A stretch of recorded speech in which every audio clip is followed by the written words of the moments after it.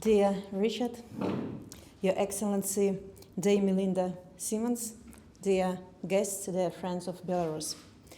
I am deeply honored to be the first one to deliver this annual lecture on the state of democracy in the world. I heartily thank to WFD and SIDA for this opportunity. I think it's a common feeling that democracy around the world is in danger. It is sad to realize that only 20% of the world's population live in a country rated as free by Freedom House. Lately, democracy is not just in a decline, it's under attack. And one of the brutal attacks on democracy has been carried out in Belarus by Lukashenko regime for 3 years now. Supported by Russia, this attack led to Russia's military presence in Belarus. It made possible the Russian full-scale invasion of Ukraine, in which Lukashenko is Putin's accomplice. I'm convinced that the West could have prevented this bloody war by reacting earlier and harsher to what Lukashenko was doing to Belarusians in 2020. If our peaceful revolution succeeded then, the war would probably have never started. As I often say, tyranny is like a cancer. If not dealt with properly, it spills over entire region. This is exactly what happened in the case of Belarus. The members of the so-called Dictators Club learn from each other and support each other. Lukashenko's media, as well as Putin's, were cheering after the Hamas terrorist attack on Israel. Propaganda wrote that this attack was the victory of Minsk and Moscow. Tyrants are mongering hate against the democratic world among the population of their countries. After 9/11, people in the United States were asking, why do they hate us? They do because the existence of Western democracies proves to the people of the globe that another world is possible. Democracy is more attractive and more effective than tyranny. It's more successful economically. To live in democracy means to live in security, peace, and prosperity. This is why people from all over the world are attracted by the way of life or in Western democratic societies. They also want their share in prosperity and peace. They don't look up to authoritarian countries, but unfortunately, not all of them succeeded in building democracy at home. To live in democracy means to live in the 21st century. To live in a dictatorship means to live in the times of the Cold War or even, in some cases, in the Middle Ages. Belarusians chose democracy in 2020, and they have never changed their mind since then. They want to live in an independent, free, modern country, but not in a totalitarian system. But they have hard time staying true to their choice in a country controlled by a violent Kremlin-backed regime. What does life in dictatorship mean? It was the British writer George Orwell who described it best. It is a world turned upside down, a world where war is peace, slavery is freedom, ignorance is strength, lies are the truth, and so on. Dictatorship is a world of fakes. Lies appeal to the human mind because they are more intriguing than plain truth. The bigger the lie, the more willing are people to believe it. Tyranny means not only hatred and fake news. Tyrants also stage a fake democracy. They deprive people of their voices and turn them into an obedient and hard-working mass. Fake democracy starts with fake elections. Elections without a real choice are degraded to an empty ritual. Such were held in the Soviet Union and in Belarus after Lukashenko came to power in 1994. Manipulation and ready-made results, kidnapping and murders of political opponents, mass detentions and beatings. All this happened in Lukashenko's Belarus.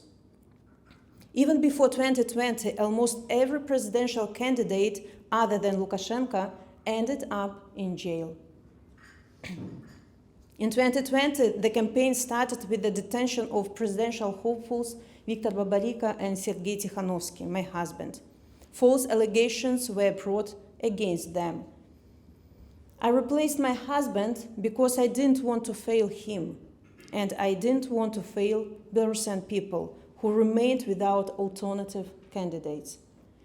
As housewife with 2 children challenged the tyrant. The authorities registered me. Lukashenko couldn't believe that a woman without any experience could beat him. Our constitution is not for women, the dictator said, but he was wrong. Me and my team, we managed to steal the show, and Belarusians voted for us. Of course, Lukashenko declared his victory again, but no one believed this time. He lost his legitimacy in the eyes of Belarusian people, and hundreds of thousands went to the streets to defend their choice. Even the terror and mass repressions didn't kill people's desire for freedom. Dictatorship means fake justice. Belarusian courts became just another tool of political revenge. Everyone can be sentenced to several years in prison as an extremist. For what? Just for sharing or liking a post criticizing Lukashenko or Russia in social media. You are going to be arrested, beaten, and then humiliated on the so-called confession video. On those, we can see beaten and tortured people blaming themselves for crimes they never committed, just like in Stalin's times or in Orwell's books. Alexei, an IT specialist, was arrested for a comment on the internet. They came for him to his office, handcuffed him, and started beating him in the police car. They tore his ear and made him drink from a toilet bowl at the police station. After serving 1.5 years in Lukashenko's prison, he managed to leave the country. And it is just one typical example of political persecution in Belarus. Since 2020, more than 50,000 people have passed through experience of detention. You know, we usually think that such things happen on a regular basis only in Iran or North Korea. No, they happen every single day in Europe, in Belarus. Situation with human rights in Belarus has become a catastrophe. Such arrests as I have described continue every day. In August, for example, 20 people have been detained daily.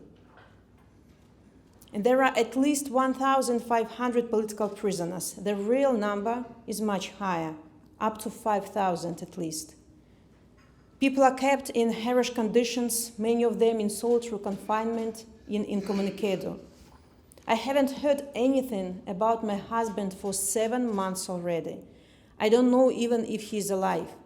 Several months ago, they sent me a text message saying that he was dead. At least 3 political prisoners died in prison. Witold Ashurak, Nikolai Klimovich, and Ales Pushkin. Ashurak was beaten to death. Klimovich and Pushkin were denied medical assistance. Ales Pushkin, one of the best painters in Belarus, will never finish his last painting that he was working on for years. It is painting about the history of Belarusian fight for freedom. As I speak, the lives of hundreds of political prisoners are in danger for the same reason, including those of my friends like Maria Kolesnikova, Viktor Babarika, Ksenia Lutskina, and others. You know, having texted me fake news about my husband's death, Lukashenko's henchmen were trying to break me. But you know what? They didn't, and they will not break me, just like they can't break the will of our political prisoners. Take Polina Sharenda-Panasiuk, the mother of 2 children. She renounced Belarusian citizenship in protest against torture. Last year, she spent more than 200 days in isolation in the punishment cell. She was beaten and her ribs were broken. She is denied treatment and medication for her liver condition. They are literally killing her. You know, with a height of 5.5 feet, Polina now weighs only 100 pounds. Now they sentenced Polina to a new prison term for the 3rd time in a row. But neither torture, imprisonment, nor attempt to put her in a mental ward have broken her. Dictatorship means fake humanism. Since 2020, Lukashenko has been bringing to Belarusian immigrants from the Middle East and Africa. He is using them to orchestrate a hybrid attack on the European Union. In this way, he blackmails our neighbor countries, Poland, Lithuania, and Latvia. And it is an orchestrated human tragedy from which the dictator hopes to benefit. Do you think he cares for refugees' lives? Of course, no. All he cares is his personal power. It is a fake humanism when he illegally brings Ukrainian orphans from occupied territories to Belarus. There, his propagandists brainwash them and teach them to hate Ukraine, their motherland. Lukashenko acts as if he had no part in the war, as if he didn't help to destroy these children's homes with Russian missiles launched from Belarus last year, as if he didn't know that to displace citizens of another state, in this case Ukraine, is a war crime. Dictatorship means fake patriotism. The dictator brings Russian nuclear weapons to Belarus, saying that these are for our protection. Protection from whom? It is the tool to blackmail the neighbors and to fix Russian control over Belarus for many, many years. As a fake patriot, Lukashenko needs only those Belarusians whom he can control. Those who left the country fleeing repressions are rendered stateless by his recent decision not to renew national passports for Belarusians in exile. He just wants to get rid of them and take revenge on everyone who dared to speak up against him. Finally, dictatorship means propaganda and fake news. In Belarus, it is all anti-Western and anti-Ukrainian brainwashing and hate-mongering. It endlessly goes on in the media, but not only. It starts in schools already. Wagner mercenaries, murderers that Lukashenko brought to Belarus after Prigozhin's coup, are invited to teach Belarusian pupils.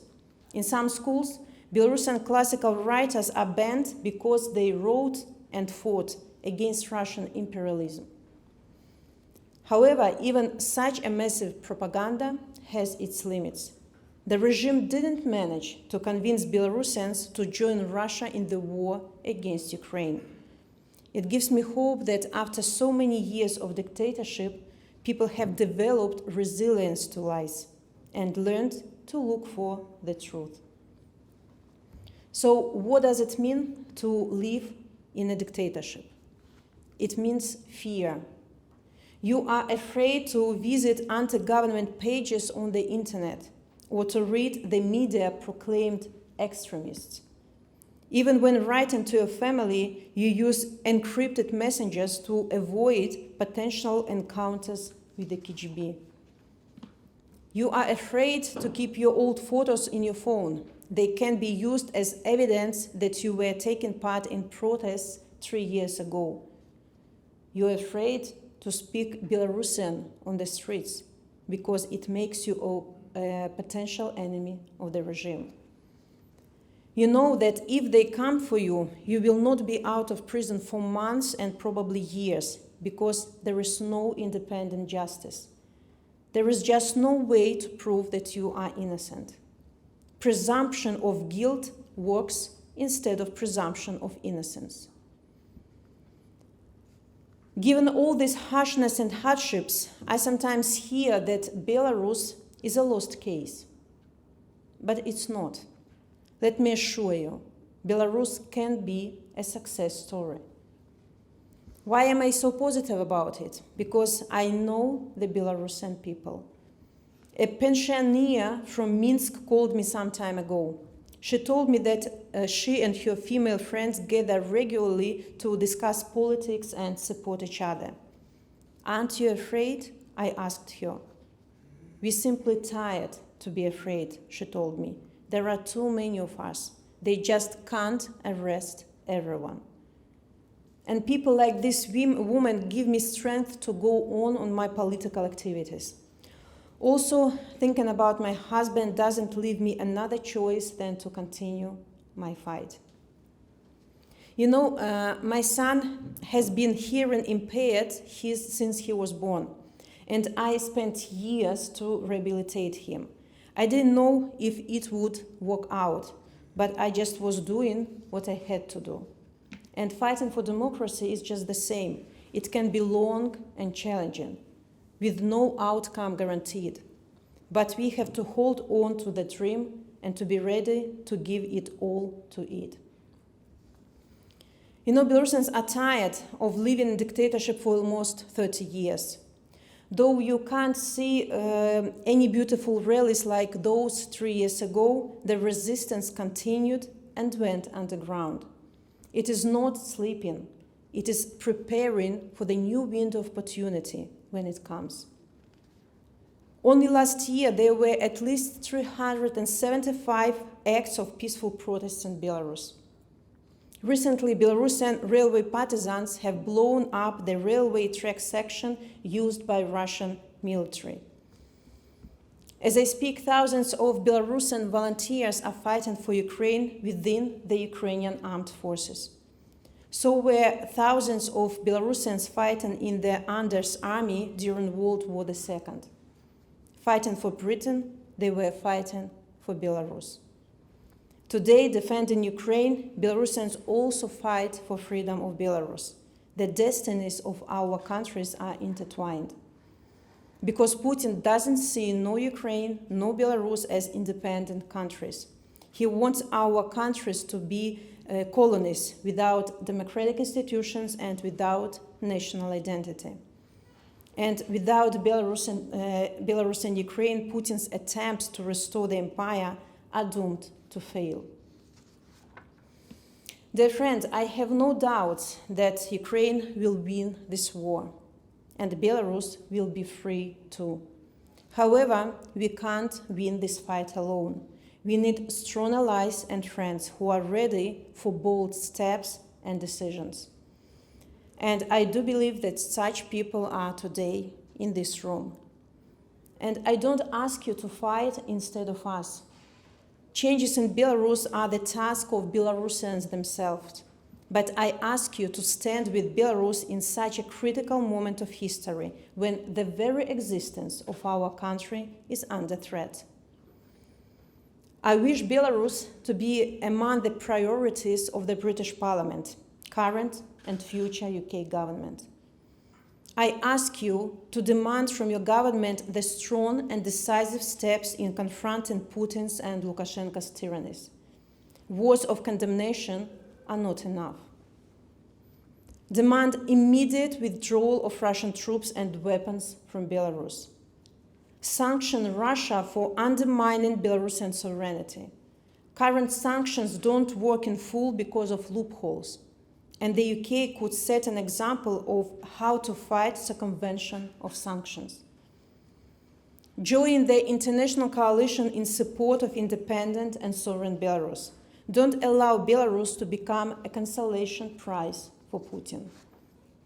While increasing sanctions on the regime, increase assistance to democratic forces, civil society, independent media, human rights defenders. We have resources to sustain, but we need resources to win. Help us to restore justice. Demand the tribunal not only for Putin, but also for Lukashenko. Arrest warrant on his arrest must be issued. He has a long record of crimes against humanity, orchestrated migration crisis, and finally deportation of Ukrainian children. Parliamentarians can join the all-party parliamentary group for Belarus. So let me here today pay a tribute to our big friend Sir Tony Lloyd, the group's chairman, and thank him for his steady support of Belarus. Also become godparents for political prisoners, like Boris Johnson adopted my husband yesterday. You know, many political prisoners have already served their terms. Now they need relocation and rehabilitation, and I rely also on your support in this matter. There are exiled Belarusians in Britain. The regime recently deprived them of passports, and we plan to start issuing our own alternative Belarusian passport, as Baltic states were doing during the Soviet occupation. That will allow Belarusians to travel and not to lose their connection with their motherland. And I hope that the UK will be among the first to endorse this initiative. And finally, help Ukraine to win this war. Victory of Ukraine will be ultimate defeat of Putin and Lukashenko.